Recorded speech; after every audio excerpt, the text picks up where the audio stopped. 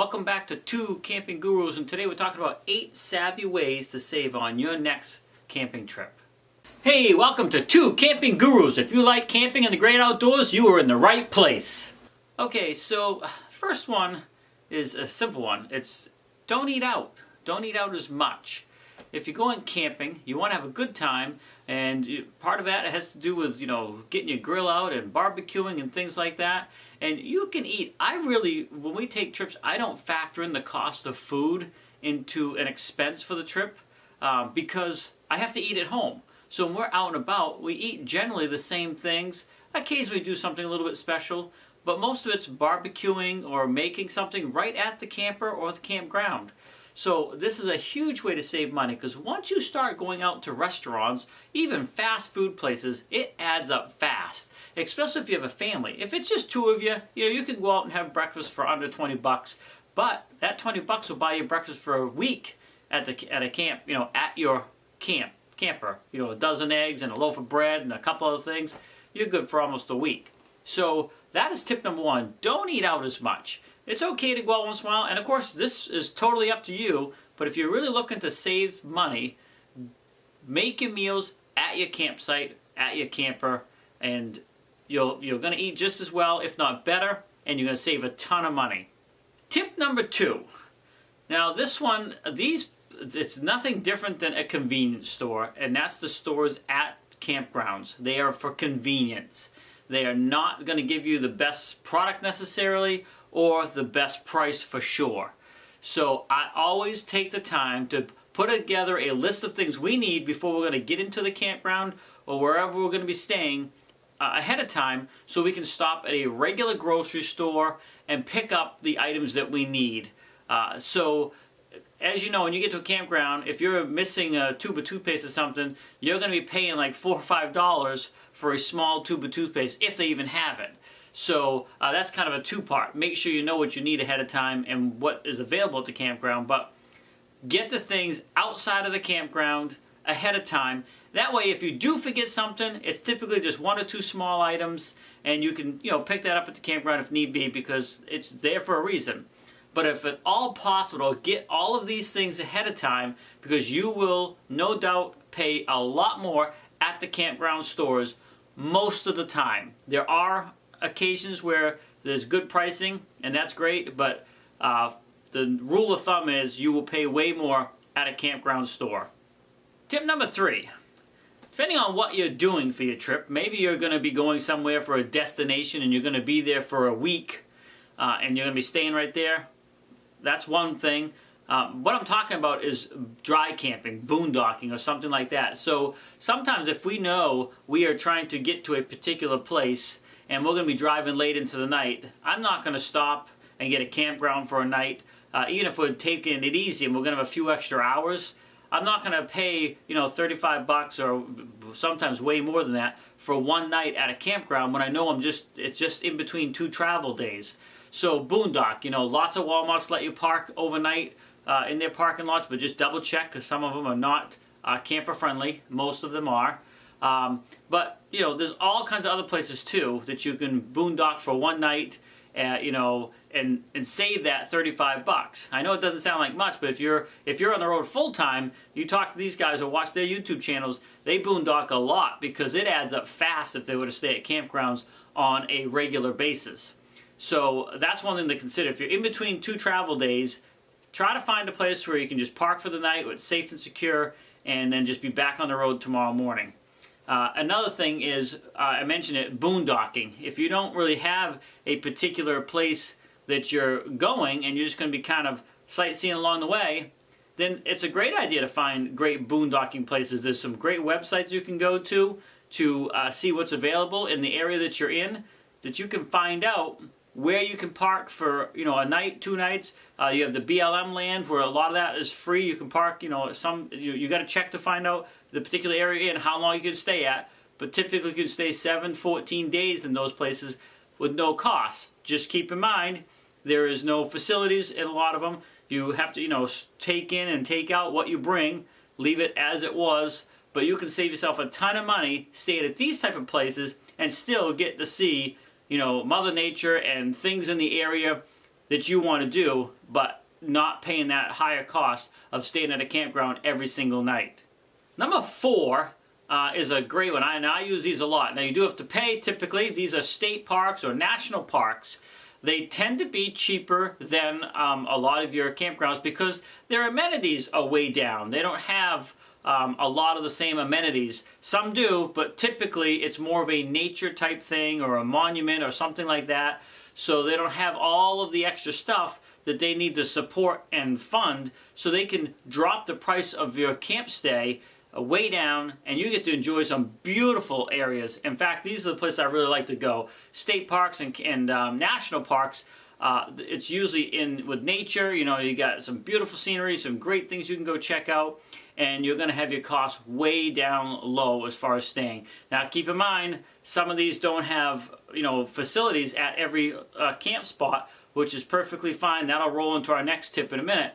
But you're still going to have typically a campground area with some sort of a camp host or a camp office building where you can get information. Sometimes they have laundry, sometimes they do have a small store and a gift shop or stuff like that. But it's scaled way back compared to a campground that's running for a profit. And they have all kinds of other amenities like pools and playgrounds and stuff like that.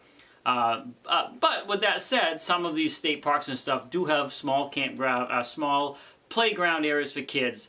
The bottom line is their amenities are less, their cost is less, but you get the same great experience. Sometimes, and in many cases, even better, because you're dispersed a little bit more. You're not on top of each other as far as the campers, and it's just a great experience. So I would definitely consider state parks and national parks to save yourself some money. All right, tip number 5, or savvy tip number 5 to save money on your next camping trip, and I talked about this a minute ago, is sometimes campgrounds don't have full amenities. If you only plan on staying a couple days or 3 days or whatever, don't get full hookups. Many of these places you can get a campsite with electric and water for less than a site that would have electric, water, sewer, cable, and all that other stuff, but they do provide a dump station. So you can get your campsite, make sure you're full of water, your tanks are empty as far as your black and gray water tanks. Get to your site, enjoy your 2 or 3 days. It's not quite dry camping, but you still only contain to what your tanks will hold. But when you leave there, you pull into their dump station and drain your tanks and refill. So you're still going to get the same camping experience identical to somebody who has full hookups.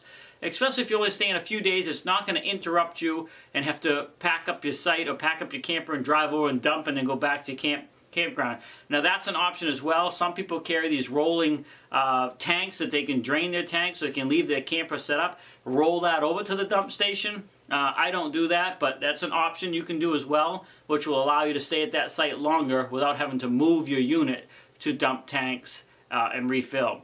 But, you know, you don't always have to have full hookups. Now, if you're going to be staying somewhere for a long period of time and, you know, it's just a convenient issue, then I would recommend doing that. But just remember there's an added cost when you choose those options. All right, savvy tip number 6. And this is longer stays will save you money in many cases. So, now this is not probably for the family that's working 2 full-time jobs and you got kids and you're just trying to get that week to get away. This is more for people that are going to be gone for maybe a month or something. Typically, now sometimes it will work for a week-long stay, but typically if you call a campground or talk to them, they do have better deals for longer stays. Let's say you're going to be a work camper somewhere, or you're going to have a job somewhere that's not related to the campground, but you say, hey, I want to stay there for a month. You're going to get a better per-night price than someone that's staying there just for 2 or 3 nights or a week. So if you know you're going to be in an area for a long time and you have things you're going to be doing, try to find a campground that really fits what you're looking for. Stay there for extended stay, and but before you do, obviously talk to the owners about getting a discount because of the length of your stay. And typically they'll put those type of campers further in the back of the campground where it's more private because they know you're not going to be coming in and out as far as your camper. You're not hooking up. Like the day campers, they have a little closer to the front typically. So there's some added benefits to that. This is not going to be for everybody because if you're just kind of jumping around and kind of sightseeing across the country, or you're only going to be gone for a few days, it won't work. But this is a way, if you're going to be staying somewhere for a long time, that you could potentially save a pretty significant amount of money doing extended stays at a campground. Okay, savvy tip number 7. Now this is off-peak camping. So anytime you go look online and you're looking at a campground to determine whether you want to stay there and you go with their pricing, they have, you know, peak season, off season, holiday season pricing. If it's not a big deal to you, look for their off-peak pricing areas, pricing times, and camp during those times. Now there may be some decline in amenities or things going on in the area in some cases. Typically there's still plenty to do. Sometimes there's no decline at all. It's not a travel time for people. So it's off-peak for these campgrounds. They're not full. They're looking to get as many people in as they can, so they offer a better price. So you can get deals by going during their off-peak season. So always look for that. And, you know, again, it's the same thing with everything. Do your homework first, do your research, call the campground, talk to them, you know, find out if I'm going to be there and they have special things normally going on, are these things going to be going on? So you're not surprised when you get there because you plan on going there for a particular reason. You choose off-peak season to go and find out that the things that you wanted to do are not running at the time. So that's the only thing to be cautious of, but if you go during off-peak season, you definitely can save yourself some money. And last but not least, museums. Check your museums for free days. Lots of times you can go to a museum on days that they offer entry for free. These are really sporadic. Every place is different. Some places don't offer them at all, but it is something you can look into to potentially save yourself some significant money, especially if you have a family. Now, what you want to consider is again, it's all about what's going on. If there's not a lot of, you know, attractions or things going on or events at the museum, of course, you got to keep that into consideration. Maybe it's some of the things that you wanted to see when you went there. So if that's not important and you can see the things that you want to see with a free day, even though a lot of the events are not going on, then this is something to seriously take and consider. So that's free museum days. You have to go online, do some research, find out where you're going to be, and if it doesn't say anything, call and ask. They'll tell you if they offer it. Alright, well I hope you found this video helpful. If nothing else, at least entertaining. And if you are looking to head out camping, then take a moment to look at the link below. It's pretripchecklist.gra.com, and you can download my free ebook as well as a free checklist to make sure you're ready to go, as well as your vehicle and your camper, and you got everything set up. So go there, check that out. Hopefully you find it helpful, and as always, have a great day and happy camping.